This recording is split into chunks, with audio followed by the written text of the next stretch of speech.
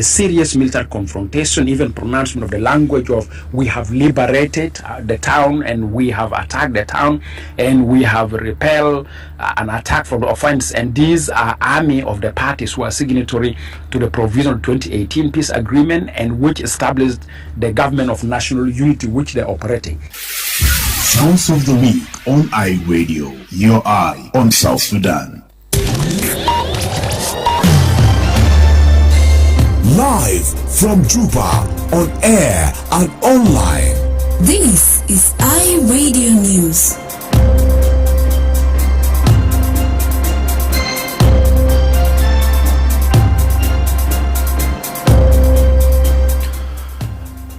Hello, good afternoon. Welcome to iRadio News, whoever you are tuning in or watching us live on our social media platform. First, the headlines making top stories. Coming up.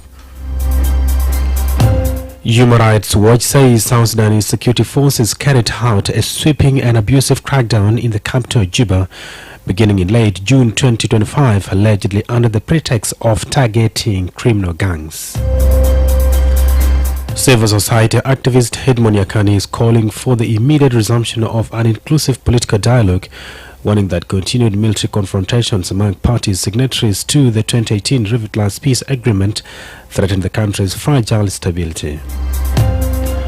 And the South Sudan National Bureau of Standards has signed an agreement with the World Food Programme to support the renovation of the Bureau's laboratory. This is stories and more coming to you in the news bulletin. I am Wol Mapal. Now the news in detail.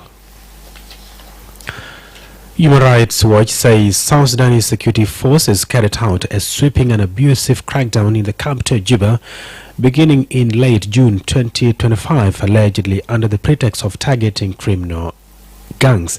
Helen Samuel reports. The rights group, hundreds of boys, young men and women were arbitrarily arrested during joint operations involving the National Police Service, the South Sudan People's Defense Forces, and the National Security Service. Many were detained for days without charge and released only after their families paid bribes. Others, Human Rights Watch alleges, were tortured, sexually assaulted, or forcefully conscripted into the military, while several detainees remain missing. The organization says the security forces targeted young people in residential neighborhoods, arresting them from homes, streets, and social gatherings, often without evidence of criminal activity. Detainees were taken to police stations and military facilities across Juba, including Bullock, Wol Mapal, and the Giada military barracks. Human Rights Watch says it interviewed 37 people between August and November, including victims, family members, civil society activists, and United Nations child protection experts. 3 of those interviewed were children. The group says it wrote to police and military authorities in December seeking responses to its findings but received no reply. Former detainees described beatings during arrest and in custody, as well as harsh and overcrowded detention conditions with limited access to food, water, and medical care. Women detained during the crackdown reported sexual violence, including rape by police officers, particularly following a raid on a large party in late June. Human Rights Watch also documented cases of forced conscription, with detainees transferred from Juba to conflict areas in Upper Nile State and deployed after minimal training. Nyagoa Tutpur, South Sudan researcher at Human Rights Watch, said, and I quote, "Instead of responding to real concerns around criminality, the security forces have used this law enforcement campaign to commit serious abuses against marginalized children and young people," end quote. South Sudanese authorities have yet to comment on the report. However, earlier in 2025, security officials confirmed the arrest of more than 600 suspected gang members following the alleged gang rape of a 16-year-old girl in Juba, saying many were later released.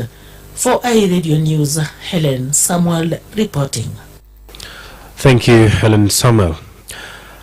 Civil society activist Edmond Yakani is calling for the immediate resumption of an inclusive political dialogue, warning that continued military confrontations among parties signatories to 2018 revitalized peace agreement threaten the country's fragile stability.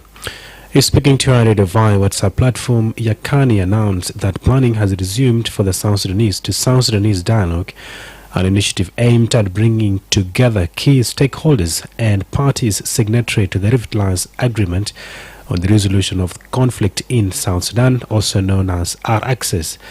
The dialogue, he said, is intended to address the ongoing political stalemate following the collapse of political commitments among the parties, particularly after the violent incident in Nasser County in March 2025.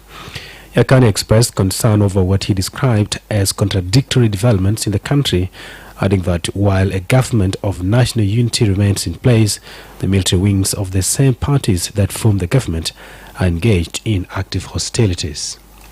I would like to take this opportunity with high respect to inform all South Sudanese and friends of South Sudan that we are resuming the planning for holding an inclusive political dialogue, which is called South Sudanese to South Sudanese dialogue, which will bring jointly stakeholders and the parties signatory to the provisional 2018 peace agreement or R-Access to resolve the ongoing political stalemate in the country following the breakdown of the political commitment of the parties to the agreement following the incident of Nasser in March 2025. And as we speak today, you have already seen a serious military confrontation, even pronouncement of the language of we have liberated the town and we have attacked the town and we have repelled an attack from the offense. And these are army of the parties who are signatory to the provisional 2018 peace agreement and which established the government of national unity which they are operating.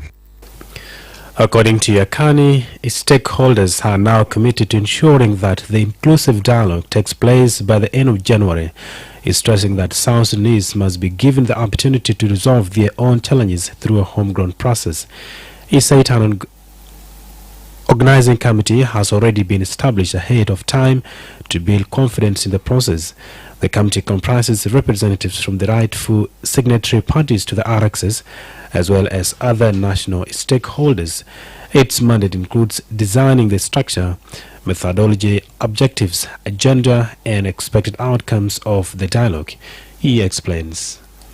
As a stakeholders, we are informing all of you, South Sudanese and friends of South Sudan, that we are committed to ensure that the joint stakeholders and party signatory to our access dialogue will be held in this month of January by the end, because we are determined to have a South Sudanese to South Sudanese dialogue. As our leaders multiple times have said, that we as South Sudanese would be given an opportunity to resolve our own problem in our own way. Now here is the opportunity for us to hold a South Sudanese to South Sudanese dialogue, which we term it as an inclusive joint stakeholders and the parties to our access dialogue. This time round, we have established a committee early enough before the date of the dialogue.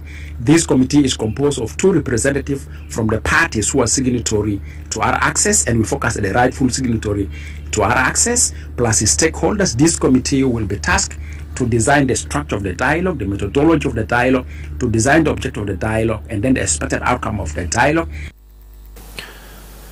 However, Yakani cautioned that there are spoilers attempting to undermine the initiative.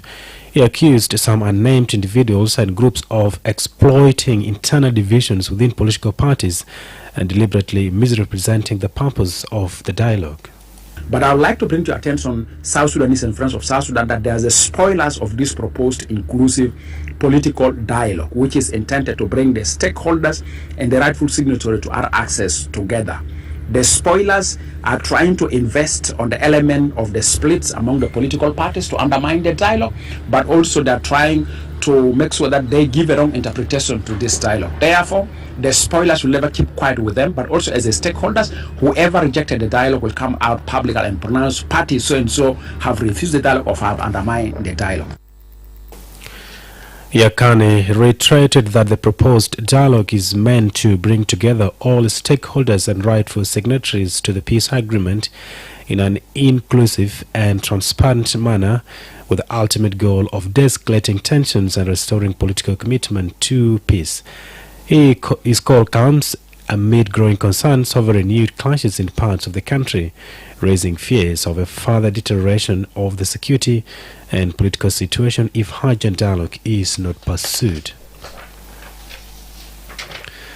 The South Sudan National Bureau of Standards has signed an agreement with the World Food Programme to support the renovation of the Bureau's laboratory.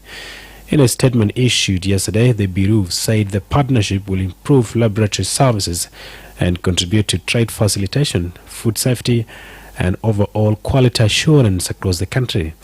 The agreement will also support the renovation and equipping of laboratory facilities, enabling the Bureau to safeguard public health and ensure compliance with national standards. Gloria Nyoka, Executive Director of the Bureau, commended the WFP for its continued support and reiterated the Bureau's commitment to building strong and sustainable partnerships to advance public health protection and quality infrastructure development in South Sudan. The Bureau of Standards is a government agency that develops and enforces national standards for quality, safety and trade to protect consumers and promote fair commerce. Its activities include product testing, certification, market surveillance, metrology, and capacity building, ensuring goods meet national and international standards for economic development. The Bureau continues to intercept poor quality and faulty products at border points across the country.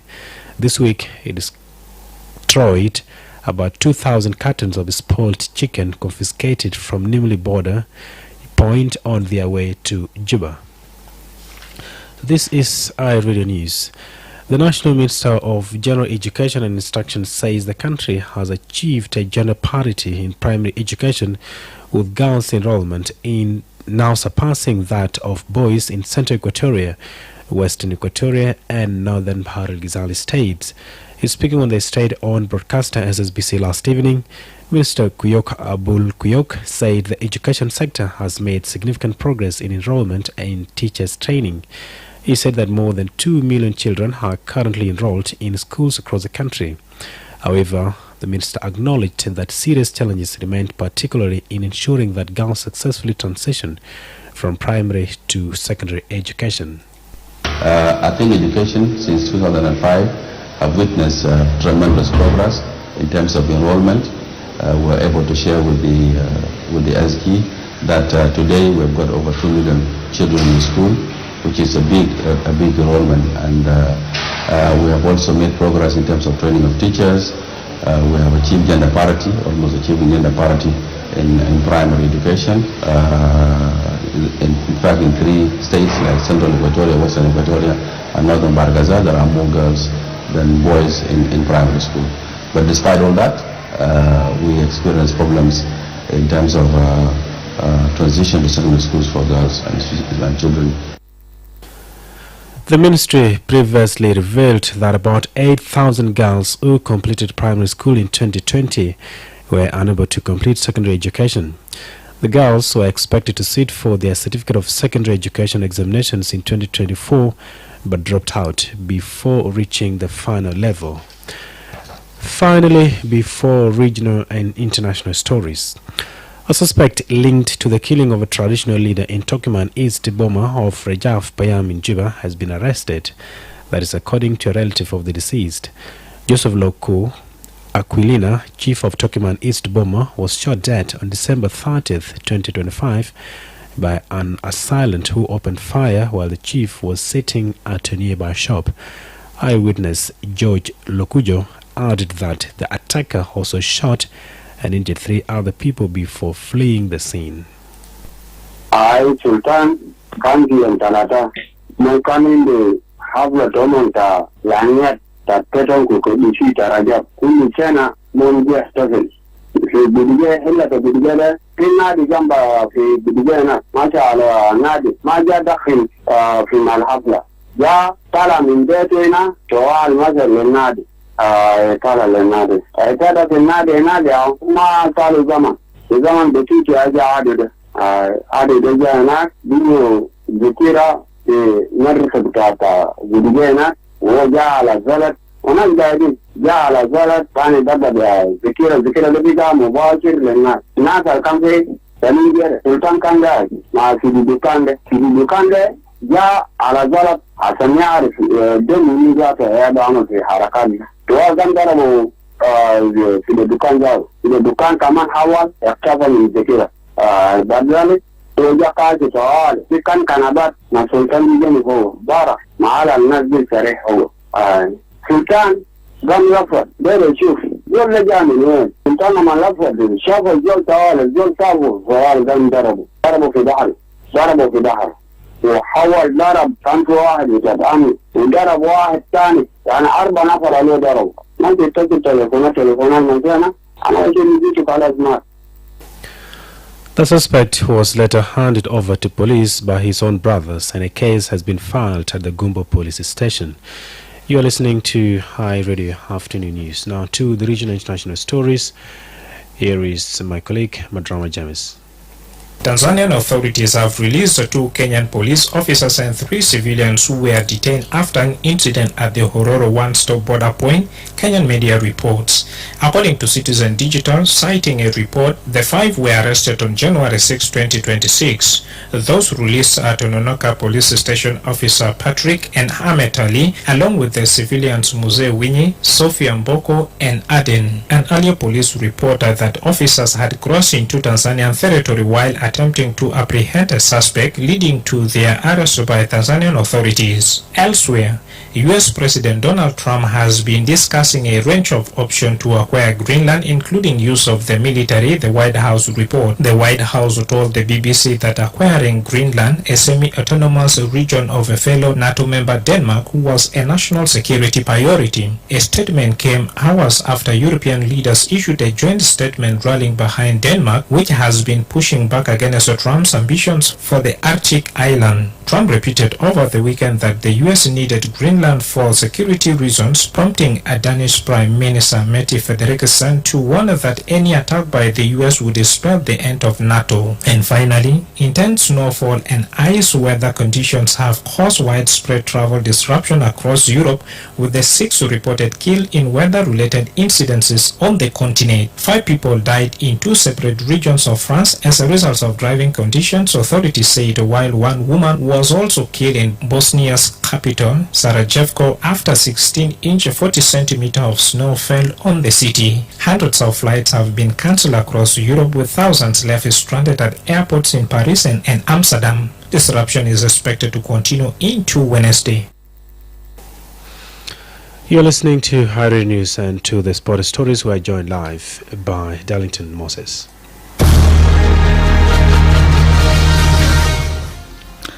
Thank you so much, Wol Mapal. In the world of sport, we are starting with Africa Cup of Nations in Morocco, where the first knockout phase of the Total Energies CAF Africa Cup of Nations Morocco 2025 came to an end on Tuesday night, with a round of 16 delivering drama, quality and decisive moments as the quarter-final lineup was confirmed.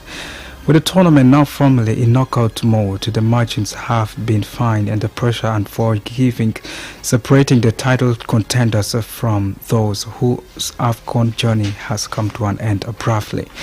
8 teams remain in the hunt for continental glory. Senegal were the first to book their place, continuing their impressive unbeaten record with a composed victory over Sudan, underlining their status as one of the Africa's most consistent sides, the powerhouse. Mali followed after a remarkable win against Tunisia, showing immense resilience by triumphing on penalties, despite playing much of the match with 10 men. Host Morocco advanced on Sunday with a controlled 1-0 win over Tanzania in Rabat, as Brahim Diaz delivered the decisive goal. The Atlas Lions continue to grow in confidence, believing this could be their moment 50 years after their last AFCON title. Later that day, Cameroon edged South Africa 2-1 in a dramatic encounter, once again proving their pedigree in knockout football. They now face Morocco in a heavyweight quarter-final clash. On Monday, Egypt defeated Benin 3-1 after extra time, with Mohamed Salah sealing victory with a final kick of the game, while Nigeria produced a dominant performance, hammering Mozambique 4-0, helped by Victor Osimhen brace. Algeria secured the spot on Tuesday with a 1-0 extra time win over DR Congo thanks to a stunning long-range strike from Adil Baulbino.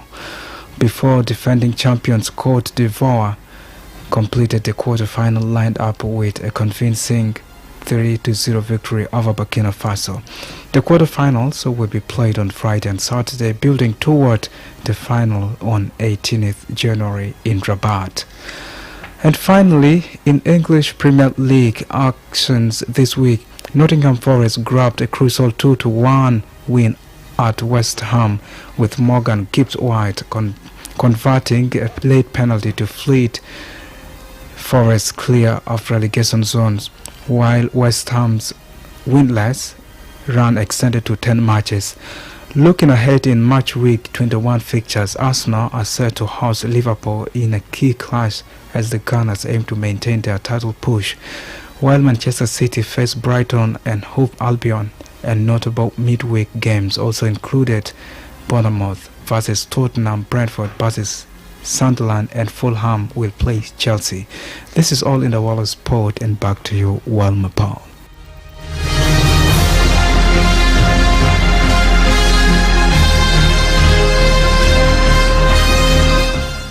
Thank you so much, Darlington Moses, for the sport update. You are listening to iRadio Afternoon News, and here brings us to the stories this afternoon. But first, let's have a quick recap of headlines once again.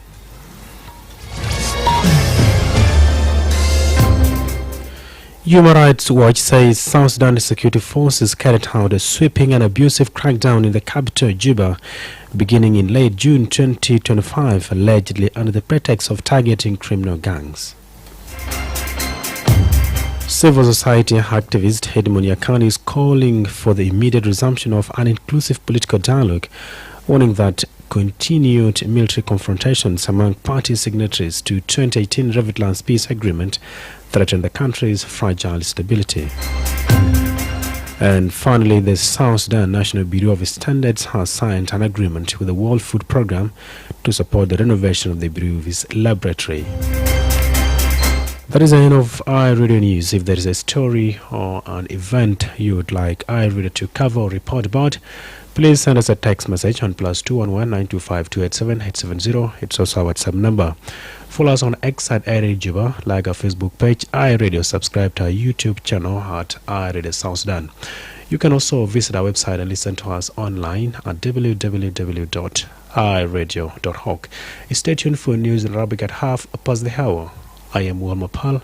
Thank you for listening.